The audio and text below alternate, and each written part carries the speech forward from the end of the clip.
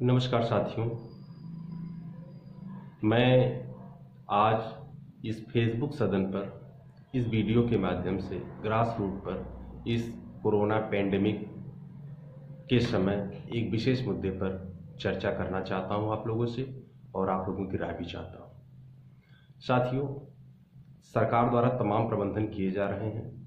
और जनता द्वारा सहयोग भी किया जा रहा है और तमाम पॉलिटिकल पार्टियां भी सरकार के सहयोग में खड़ी हैं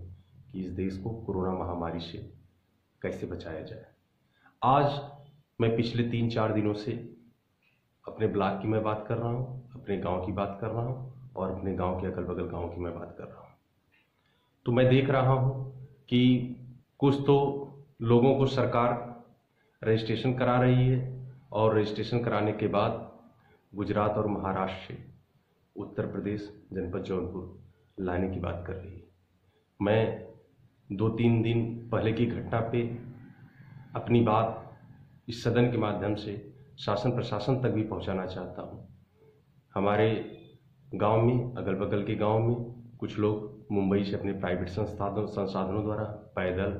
और अन्य संसाधनों द्वारा चल कर आए हैं, जिन्हें शासन सरकार द्वारा जो शासनादेश आया है होम क्वारंटाइन करने की बात कही गई और जिन प्रवासी मजदूरों को ट्रेन द्वारा लेकर आया जाएगा, ऑन रिकॉर्ड लेकर आया जाएगा, उनके लिए क्वारंटाइन सेंटर की व्यवस्था की गई है। तो जो सबसे बड़ी समस्या हम देख रहे हैं और महसूस भी कर रहे हैं कि अभी 2 दिन पहले की मैं घटना पे जिक्र करूं कि बगल के गांव के कुछ लोग 8-10 लोग आए।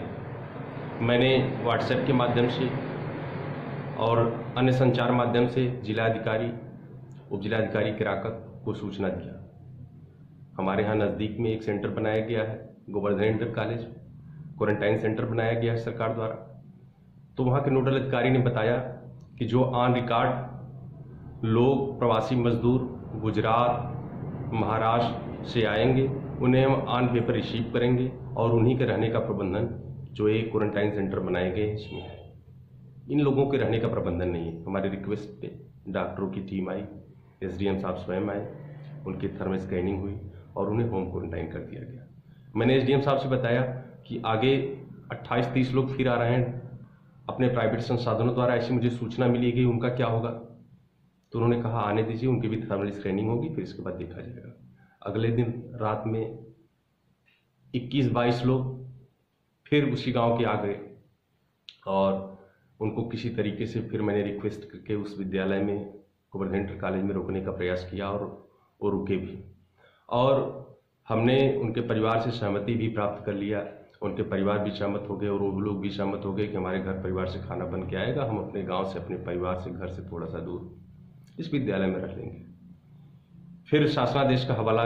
दिया गया कि शासनादेश है कि सबको होम क्वारंटाइन रहना है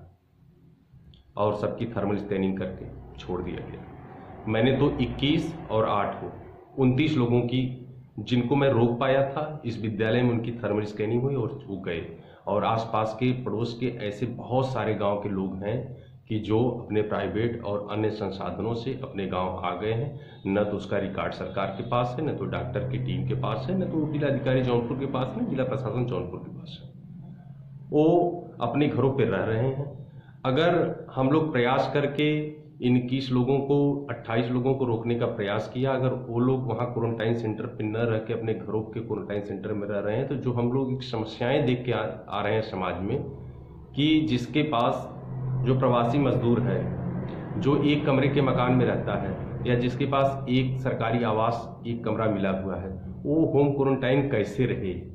और अगर कहीं विद्यालय पे प्रबंधन गवर्नमेंट द्वारा कर दिया गया होता तो निश्चित तौर पे वो 14 दिन हो या 21 दिन हो, वो अपने समय को वहाँ पे व्यतीत कर लेते। और बीच बीच में डॉक्टरों की भी टीम जो यहाँ पे, अगर हमारे यहाँ 52 गांव है, 52 गाँव के स्तर पे एक सामुदायिक स्वास्थ्य केंद्र है, तो डॉक्टर हमारे यहाँ जो नज़दीकी मुफ्तीगंज ब्लॉक के जो विद्यालय हैं, चाहे सुमन पीजी कॉलेज हो जिसे क्वारंटाइन सेंटर बनाया गया है, चाहे सीताराम इंटर कॉलेज रामपुर हो जिसे क्वारंटाइन सेंटर बनाया गया है, चाहे गोवर्धन इंटर कॉलेज मुफ्तीगंज हो जिसे क्वारंटाइन सेंटर बनाया गया, हर जगह 25 से 30 कमरे हैं और रहने की फैसिलिटी है। अगर गवर्नमेंट फैसिलिटी अवेलेबल नहीं कराती भोजन की और रहने की, तो उनके परिवार के लोग भी उनको ला के भोजन वगैरह दे सकते हैं। और जो ऑफ रिकॉर्ड वहाँ से मुंबई से किसी तरीके से अपने साधन द्वारा परेशानी और मजबूरी को देखते हुए चल के आ रहे हैं, तो अगर वहाँ पे क्वारंटाइन सेंटर में रहते तो यह बेहतर होता। लेकिन शासनादेश जो भी जैसे बनाया, मैंने तो कई डॉक्टर से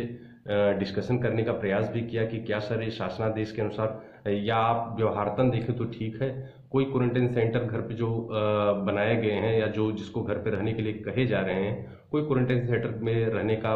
जो रूल है, रेगुलेशन, उसका पालन नहीं कर रहे हैं। सारे लोग टहलते हुए नजर आ रहे हैं, बाजार में घूमते हुए नजर में आ रहे हैं। अगर कल कोई स्थिति बुरी हो जाती है, अगर कल कोरोना फैलता है, ईश्वर न करे उसमें से अगर कोई कोरोना पॉजिटिव हो गया, तो गांव में कोरोना फैलने से कोई रोक नहीं सकता। जिस हिसाब की व्यवस्था, शासन को अपने शासनादेश में परिवर्तन करना चाहिए। और मैं सरकार से रिक्वेस्ट करता हूं कि जिन प्रवासी मजदूरों को आप आधार कार्ड ला के क्वारंटाइन सेंटर में रहने की बात कर रहे हैं, उसी प्रकार जो अपने प्राइवेट संसाधनों द्वारा या अन्य किसी संसाधनों द्वारा महाराष्ट्र, गुजरात और अन्य प्रदेशों से अपने गांव पहुंच रहे हैं, उनके रहने का प्रबंधन भी जो सेपरेट क्वारंटाइन सेंटर बनाया गया है, जो परिवार से अपने दूर जो अलग क्वारंटाइन सेंटर बनाया गया है उनके, उस क्वारंटाइन सेंटर में रहने का प्रबंधन किया जाए। अगर यथाशीघ्र इन पर एक्शन नहीं लिया गया, ऐसा नहीं किया गया, तो वो दिन दूर नहीं कि गाँव में भी कोरोना बहुत तेजी से फैलेंगे। जैसा कि अभी 3 दिनों का आंकड़ा है कि 3 दिनों में 10,000 कोरोना पेशेंट जो है भारत में मिले हैं। जिस हिसाब से, जिस गति से कोरोना पेशेंटों की संख्या बढ़ रही है और प्रवासी भारतीयों का आगमन, जो प्रवासी मजदूर हैं उन भारत में रहने वाले, वो अपने अपने गाँवों की तरफ बढ़ रहे हैं, चाहे पैदल हो, चाहे प्राइवेट संसाधनों द्वारा हो, चाहे गवर्नमेंट द्वारा मुहैया कराए गए संसाधनों द्वारा हो, तो निश्चित तौर पे अगर उनके थोड़ी सी अगर लापरवाही बरती जाएगी, जिस तरह से लापरवाही बरती जा रही है कि बहुत सारे लोग, जैसे तो मैंने अभी 28 लोगों की बात की, अभी 7-8 लोग जो मोटरसाइकिल से चल के आ रहे हैं, ऐसी भी दूर से सूचनाएं मिल रही लोक श्रुतियों के माध्यम से कि 8-10 लोग फला गाँव के अपनी मोटरसाइकिल से आ रहे हैं। अभी 28-30 लोग जो है कल जो 2 पिकअप में 38 लोग भर के आ गए मुफ्तीगंज में। तो इन लोगों का अगर अभी तो मैंने 29 लोगों का रिकॉर्ड तो मैंने अवेलेबल करा दिया। मैंने डीएम साहब को भी व्हाट्सएप किया, तो जिलाधिकारी को भी व्हाट्सएप किया था, सामुदायिक स्वास्थ्य केंद्र के अधीक्षक को भी व्हाट्सएप किया था, और हमारे स्थानीय चौकी इंचार्ज मुफ्तीगंज जी को भी व्हाट्सएप किया था मैंने। और बहुत सारे ऐसे लोग हैं जिनकी सूचना उन तक पहुंच ही नहीं पा रही है। अगर ऐसे लोगों को जस्टिफाई करके और सरकार द्वारा किसी क्वारंटाइन सेंटर में नहीं रखा जाएगा, तो आने वाली स्थितियां बद से बदतर होने वाली हैं और निश्चित तौर पे गांव में कोरोना बहुत तेजी से बढ़ सकता है, ऐसी पॉसिबिलिटी मुझे लग रही है। इसलिए मैं इस सोशल मीडिया के माध्यम से अपनी आवाज़ और शासन तक पहुंचाने का प्रयास करना चाहता हूं, और आप लोगों से इस पर राय भी जानना चाहता हूं कि क्या जो प्रवासी मजदूर बगैर किसी वहाँ पे रजिस्ट्रेशन के अपने संसाधनों द्वारा या पैदल अपने गांव तक पहुंच रहे हैं, कि उनको क्वारंटाइन सेंटर में सरकार द्वारा सेपरेट क्वारंटाइन सेंटर जो बनाया गया उसमें रखना जरूरी है कि नहीं, या होम क्वारंटाइन सेंटर जो बनाया गया वो कारगर साबित होगा। अगर डॉक्टरों की टीम जांच भी करने जाएगी, तो अगर एक गांव में 30 लोग आए तो 30 लोगों के घर घर जाके चेक करना पड़ेगा। अगर एक क्वारंटाइन सेंटर बना दिया जाता 22 कमरों 25 कमरों का, तो हर 5 किलो 8 किलोमीटर पे एक इंटर कॉलेज हैं बड़े बड़े, उसमें अगर वो रहते तो डॉक्टर एक जगह जाते और सारे लोगों का टेस्ट करके सारे लोगों की स्थितियों का अवलोकन करके चले आते।